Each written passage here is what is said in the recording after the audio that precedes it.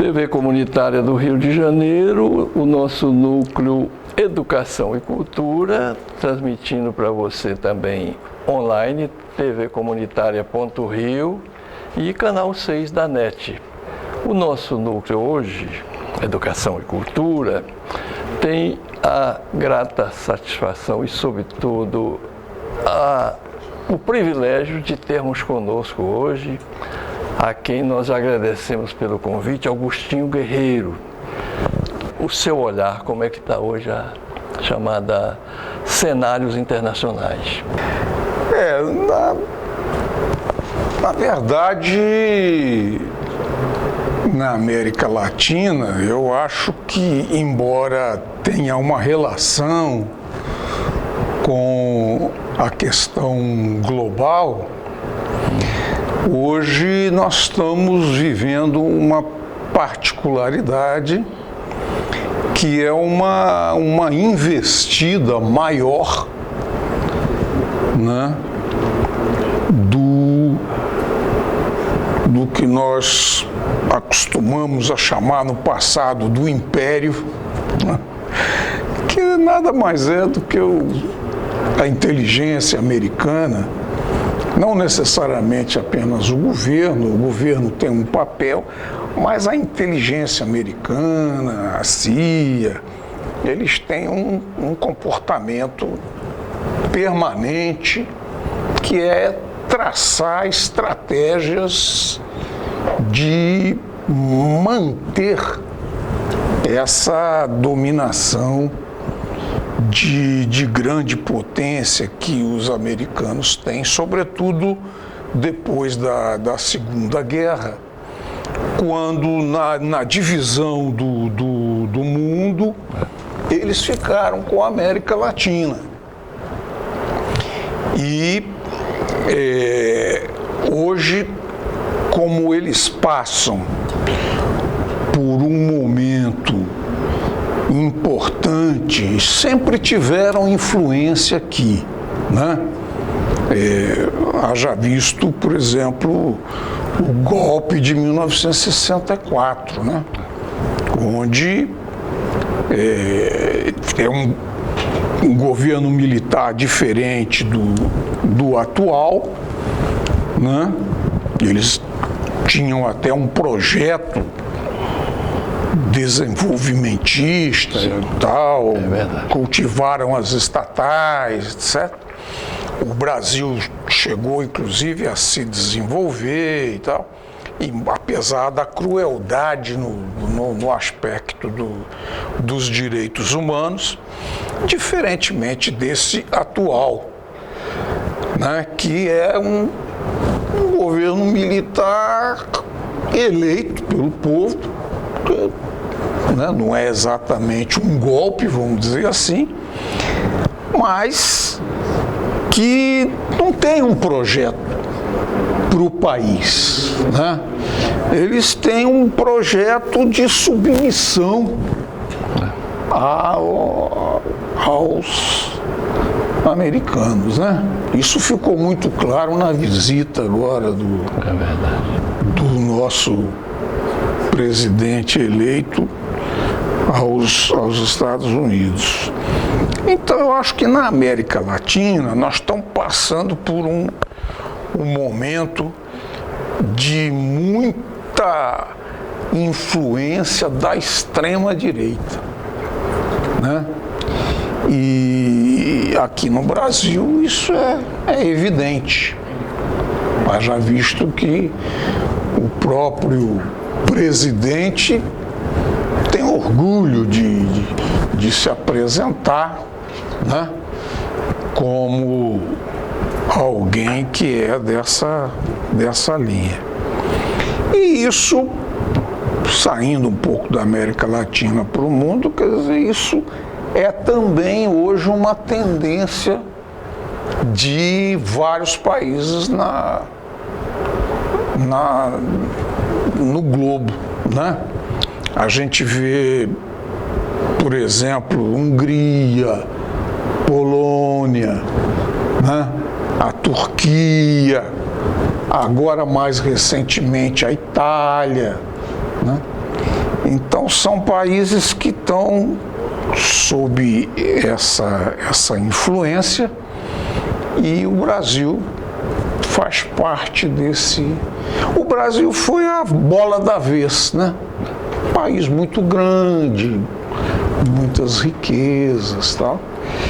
Então, eu acredito que essa conjuntura seja uma conjuntura difícil, mas é um momento, é uma parte do ciclo de acontecimentos que nós já vivemos no passado, em outros momentos, e certamente vamos conseguir encontrar outras soluções, né? Como nós encontramos aqui no Brasil. Verdade. E tivemos momentos diversos, mas inclusive tivemos momentos de grande desenvolvimento de soberania, que é o que está em risco hoje no Brasil, né? Augustinho, eu sou, apesar do bolso, eu sou otimista. Por quê? Porque não houve na história do Brasil nenhum governo que com 100 dias tivesse o desgaste que esse está enfrentando. Em termos de menos de 100 dias se perdeu, em termos de credibilidade, que é o grande momento que os governos, logo que assumem, têm para promover suas reformas, implementar sua política, ele perde 15%, se deteriora, né? Está derretendo. E a gente vê que o povo está acordando, por exemplo, a reforma da Previdência, que busca também, nós estávamos falando ainda antes de começarmos, a política de diminuição do Estado mínimo. Isso. Faz parte também você acabar com a Previdência para entregar isso para os banqueiros, né? Você então ter que recorrer a um banco para fazer a sua Previdência privada, que as garantias, a gente viu o que aconteceu com União dos Viajantes do Brasil, Coroa Basbra, né? Outras que tivemos que viraram pó, né? Isso. Então, a gente sente que o Carnaval mostrou, Rio, São Paulo, Minas, o Brasil todo xingando aí a figura do presidente, né? Como fizeram até desrespeitosamente com a Dilma, estão fazendo desrespeitosamente aí com o Bolso. Eu não faria isso, mandar ele para aquele lugar. Mas houve isso, né? A voz do povo. A voz do povo, ainda mais no Carnaval, né? Há quem diga que é voz de Deus. Bom, dito isso, Agostinho, eu acho que as trapalhadas, por exemplo, vamos invadir a Venezuela, prometida em campanha, ele e o filho dele, eles arregaram. Não que eu deseje isso para que a Venezuela, que eles realmente torne a esse tema, porque isso é um desastre. Quem ia sofrer seríamos nós mesmo, e os irmãos venezuelanos. Eu falava ainda há pouco, quando eu conversava com a Mirta, uma brilhante psicanalista, que também está nos assistindo hoje aqui, né? É que a única invasão que nós teríamos feito a um país co-irmão foi no Império ao Paraguai, em que a gente sujou nossas mãos lá, né? Sangue. Durou 6 anos, aquilo que eles prometiam resolver em um mês. Isso. Então, você não vê, por outro lado, isso como um fato. O povo já quer discutir. Peraí, e minha aposentadoria? E meus direitos trabalhistas? Isso. Como fica a Constituição, né? Esse governo, ele é um governo que vem na onda do chamado neoliberalismo, né? Que foi um pouco o governo de Fernando Henrique, onde houve aquele monte de privatizações, onde precisava e onde não precisava, enfim, mas que foi limitado, né? E eles estão com um projeto agora, né, que praticamente acaba com a soberania brasileira.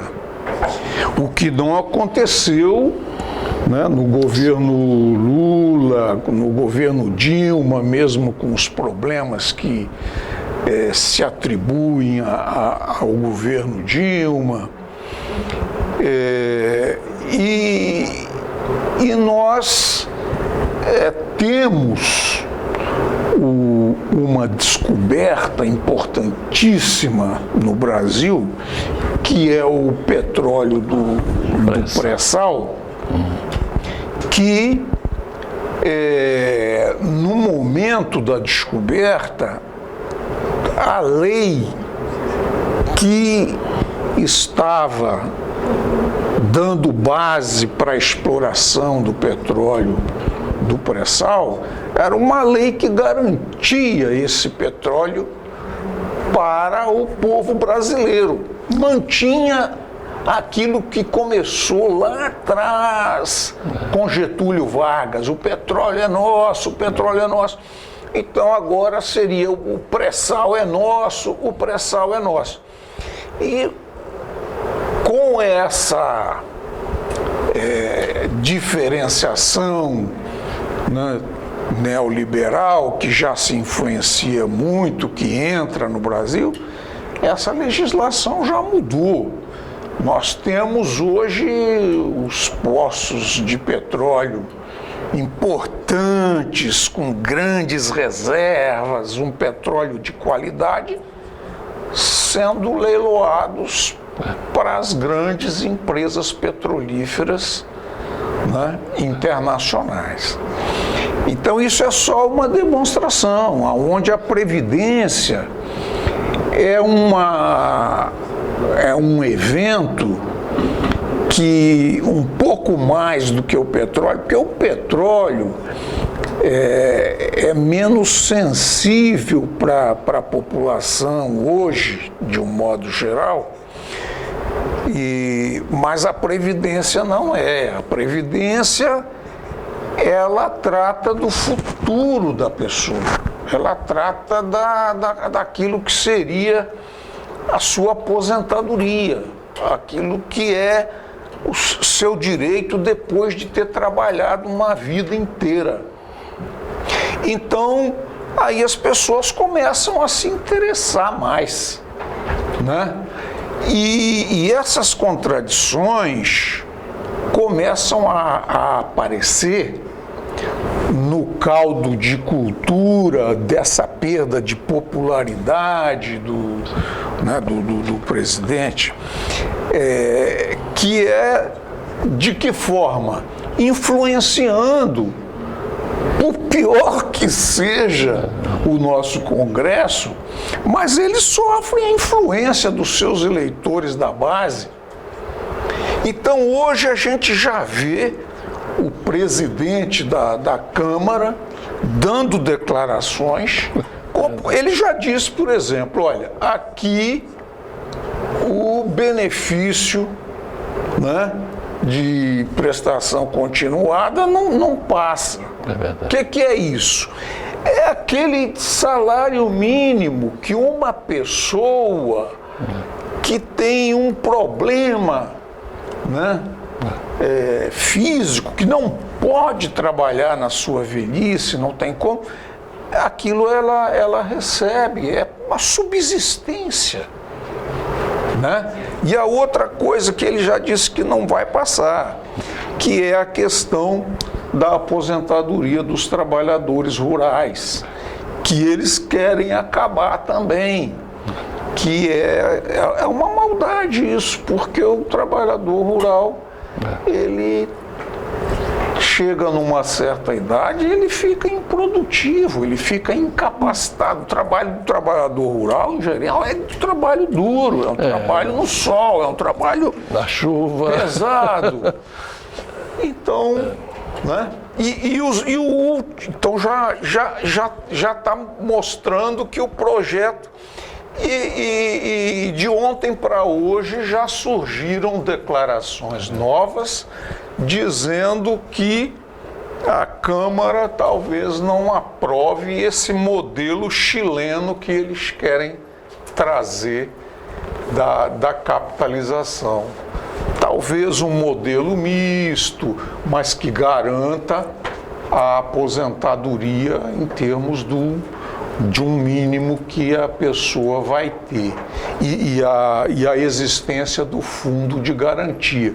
Quer dizer, isso daí é uma demonstração em que o Congresso aparece lá, mas quem tá revoltado com isso é a população. Está sensível ao que se passa. Que são os eleitores. Então, quer dizer, nós temos um caminho, né, que é lutar contra essa previdência, que faz parte desse Estado mínimo, faz parte, né, dessa visão neoliberal da economia, enquanto que o Brasil praticamente foi um país que se desenvolveu, né, na base da influência do Estado desenvolvimentista. Foi sempre o Estado, né, que foi a base do desenvolvimento brasileiro. Em 1950, até quase chegar em 1960, o Brasil era um país totalmente agrícola. É verdade. Né? É verdade. E o Brasil se transformou num país desenvolvido, chegou a ser a 8ª economia do mundo, né, por influência do Estado desenvolvimentista, o Estado que bancou, o Estado que investiu, fez estradas, construiu empresas e desenvolveu, etc, etc.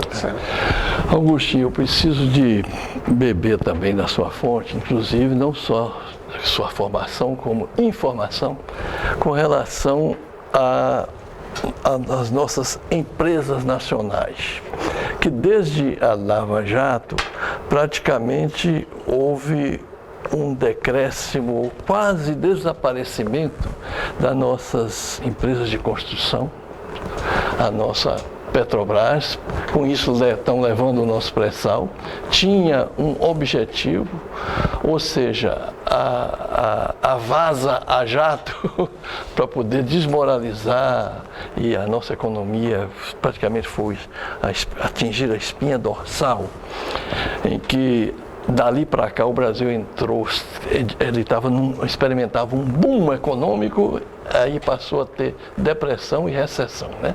Então, que interesses estavam por trás disso? Aí, a ponto tal de um juiz que era lá regional, fundar ali a República de Curitiba, e esse juiz mostra o quanto ele estava fazendo política, né? Que vai dar no golpe, desencadear o golpe da Dilma, de botar uma mulher da presidência para fora sem nenhuma culpa formal, pedaladas. E também a consequência disso, nas vésperas sempre das eleições, vazava-se delações, né? Talvez a terceira, a delação dos homens aí que praticamente a prisão já é uma tortura quando ela é feita de forma abusiva. Então eu queria um pouquinho do seu depoimento assim, enquanto clube de engenharia, você que tem uma visão, dados importantes, até que ponto isso tudo vem também de Washington. O presidente com o Moro visita a CIA nos Estados Unidos. Isso nunca houve. Você visitar um chefe de Estado da magnitude de um Brasil e numa chefiatura de polícia. Hoje já não é mais segredo, já existe muitos documentos, né? O documento mais explícito foi essa tentativa lá da República de Curitiba, de abocanhar, né, do quase 3 bilhões, né, para fazer uma fundação e ficar com... Isso foi uma coisa que deixou essas pessoas envolvidas na Lava Jato numa situação exposta, né? Porque no início da Operação Lava Jato, a população brasileira aplaudia de pé, né? Porque a luta contra a corrupção, ver um grande empresário preso, ver uma pessoa rica na prisão, aquilo era uma satisfação tremenda, né? Então todos ficavam felizes e isso foi dando uma base forte para a Lava Jato.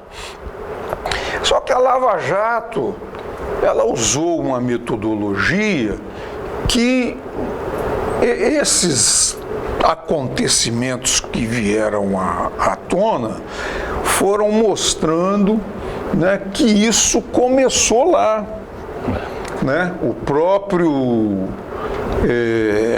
as pessoas mais importantes da Lava Jato tinham uma relação muito forte com os segmentos da inteligência americana.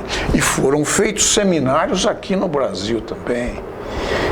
E eles viajaram para lá, quer dizer, então tudo leva a crer, né, que existe, e esses dados hoje, que afloram hoje comprovam isso, que existe essa raiz da Lava Jato, esse vaso comunicador, vindo de lá da inteligência americana, né? E hoje também a gente pode perceber que havia um planejamento nisso tudo, porque foram vários acontecimentos importantes. E o maior deles é a nomeação do chefe da Lava Jato, do juiz Moro, que sai, abandona a sua própria carreira para ser... Mas que antes disso consegue, não só acabar com o pessoal, com o CPF, vamos dizer assim, do pessoal que era o empresário, que fez a corrupção, etc., mas acabar com o com o CNPJ. Quer dizer, destruir a empresa. Os americanos, os europeus, a última coisa que eles permitem é a destruição de uma empresa nacional. Os bancos americanos, quando quebraram em 2008 e geraram aquela crise mundial, eles correram atrás de quem? Do governo americano. E o governo americano também não esperou muito não, porque correu atrás deles também. E eles têm até um ditado que é "so big to break", quer dizer, é muito grande para quebrar. Muito obrigado. Eu queria uma palavra final, um minuto final de esperança, porque acho que a gente pode, com esse país que temos, e esse povo que sempre se levantou quando necessário foi, né, para combater a opressão e pensar nação para a gente. Eu acredito que nós estamos caminhando nessa direção. Não sabemos quanto tempo isso vai durar, né? É um fato histórico, é um acontecimento que nos pegou, de certa forma, de surpresa, mas independente do tempo que dure, nós vamos acumular forças novamente para recuperar aquilo que é a nossa democracia, né? Que é a base desse desenvolvimento e dessa soberania que nós tanto lutamos no passado, e o Brasil já estava se tornando uma grande nação, um presidente da República reconhecido pelo mundo todo, né? E hoje somos obrigados a passar um pouco ou muito de vergonha a cada pronunciamento do nosso atual presidente. Do bolso. Agostinho Guerreiro, muito obrigado por ter aceito o nosso convite aqui, participando do nosso núcleo Educação e Cultura, na TV Comunitária, que estará sempre aberta aqui as câmeras, imagem e som, para você trazer novas informações e dados para a gente. TV Comunitária, canal 6 da NET, transmitindo também online, tvcomunitaria.rio. Obrigado a você que nos assistiu e ao câmera lá, o nosso Max Figueiredo.